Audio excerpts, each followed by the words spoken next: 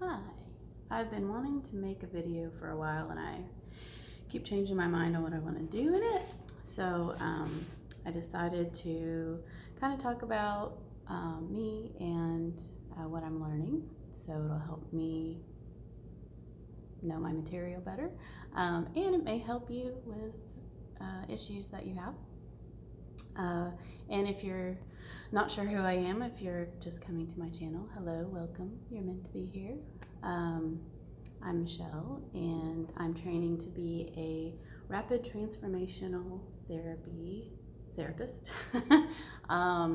which is a mix of hypnotherapy, a little CBT, neuro-linguistic programming, some things like that, sort of a hybrid by Marissa Peer, who is an amazing person. You should look her up. She has some great videos that could help you as well.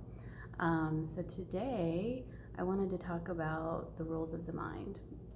My favorite rule, which is not the first rule, but is your mind loves what's familiar and it hates what's unfamiliar. And if you really take some time to think about that, meditate on it, whatever, if you were raised feeling a certain way, feeling second, or feeling defeated, or whatever it may be, any sort of negative emotions, you'll actually create that in your life later, unless you've properly dealt with those emotions. So I've noticed this in my own life, and it's pretty profound. So what you have to do is make the unfamiliar familiar, the unfamiliar that you want. So you want to feel loved, or you want it to be familiar to work out every day or to eat healthy. You have to make a real effort to make that familiar and to tell your mind that it is familiar. So you have to choose your words wisely, and frame things in a positive way. So, you would not say something was hard. You would say it's a challenge. This is a challenge for me. You wouldn't say you're scared. You tell yourself you're excited. And you can trick yourself. You can lie to your mind and it will believe you.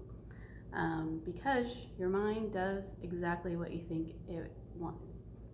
Your mind does exactly what it thinks you want it to do. So if you say things that are negative about yourself, to yourself even, whether it's out loud or in your mind doesn't know that you're in a mood or, just joking. If you jokingly say things like that you're not pretty or that you're fat or whatever, your mind listens to that. So you have to really be mindful about how you speak to yourself, about yourself, and that's important. Another rule is your mind only responds to two things: the words that you say to yourself and the pictures you make in your head.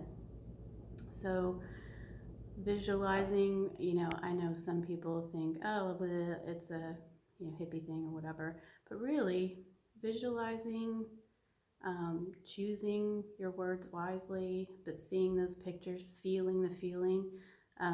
So if you want to lose weight, since that's an easy one to do, and that's some training I did today, if you want to lose weight, you don't even say I want to lose weight, because losing is bad. We don't want to lose things. We lost a husband, we lost a father, and that means they died. And I lost a baby, that means you lost your child.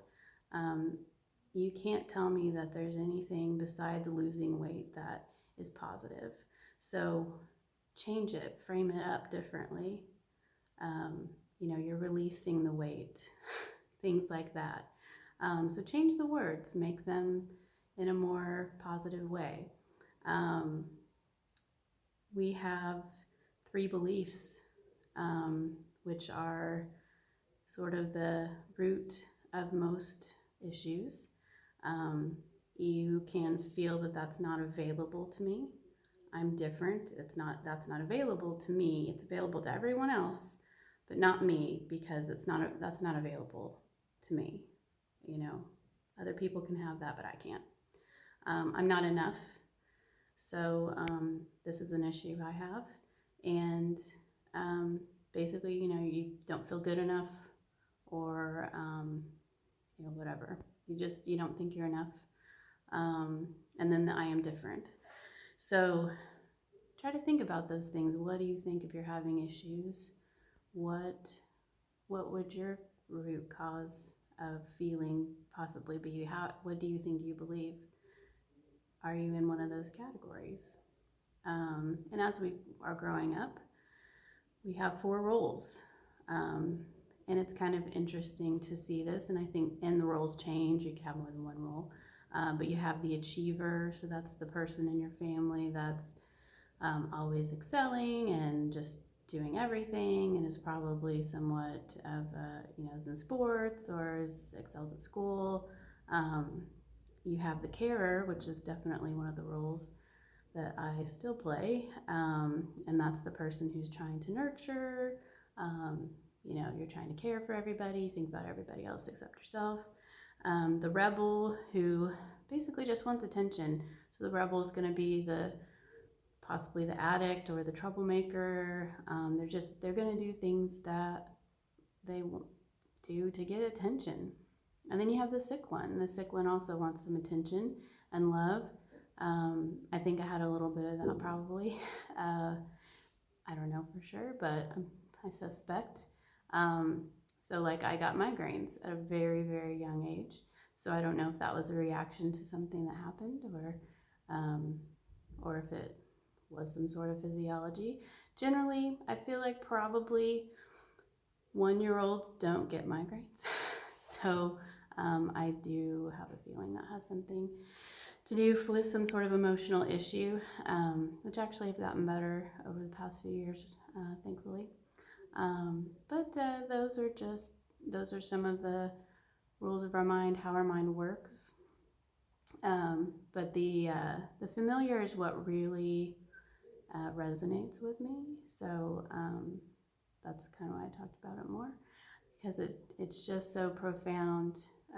When you think about a child that's been abused, the cycle of abuse is real, but I don't think we know why it's real. But I think it is because of that feeling. You're used to being beaten down, and you find a man that's going to beat you down when you're later, when you're older. And it's just that familiar feeling, and you're not choosing this consciously, it's unconscious. So we have to, with RTT, we work with the unconscious mind, find those scenes, those events that happen to you, and we kind of clear it out. We get rid of that old programming, and hopefully give you a little bit of a new lease on life, make you feel better. I had an amazing RTT session myself several months ago, and it's kind of crazy. I felt those old thoughts coming in, but I could see them coming, and I could observe them, and I could say, no, we're not doing this. This isn't how it's going to be anymore, and kind of stop those thoughts. So anyway, I hope that this has possibly been helpful to you somewhat, and I hope you have a great day or night or whatever time it is for you when you're watching this. And I'm planning on making more. So if there's anything that you want me to talk about, or that you want to know about your mind, about emotional issues, or what RTT can help with, you can leave comments or message me or whatever, and I will do that. So anyway, adios.